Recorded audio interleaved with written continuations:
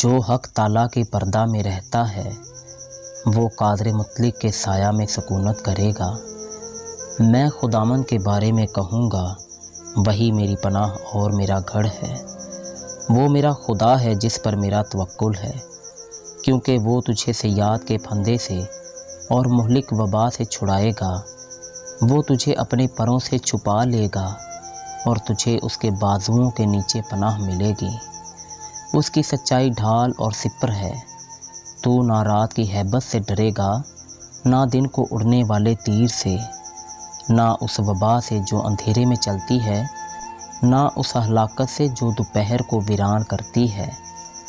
تیرے آس پاس 1000 گر جائیں گے اور تیرے داہنے ہاتھ کی طرف 10,000، لیکن وہ تیرے نزدیک نہ آئے گی۔ لیکن تو اپنی آنکھوں سے نگاہ کرے گا اور شریروں کے انجام کو دیکھے گا۔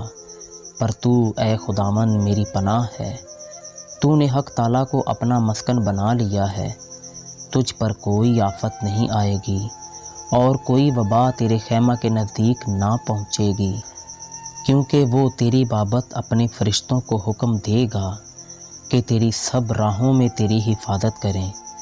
وہ تجھے اپنے ہاتھوں پر اٹھا لیں گے تاکہ ایسا نہ ہو کہ تیرے پاؤں کو پتھر سے ٹھیس لگے۔ تو شیر ببر اور افعی کو روندے گا، تو جوان شیر اور اژدہا کو پامال کرے گا۔ چونکہ اس نے مجھ سے دل لگایا ہے، اس لیے میں اسے چھڑاؤں گا۔ میں اسے سرفراز کروں گا کیونکہ اس نے میرا نام پہچانا ہے۔ وہ مجھے پکارے گا اور میں اسے جواب دوں گا۔ میں مصیبت میں اس کے ساتھ رہوں گا۔ میں اسے چھڑاؤں گا اور عزت بخشوں گا۔ میں اسے عمر کی درازی سے آسودہ کروں گا اور اپنی نجات اسے دکھاؤں گا۔ آمین۔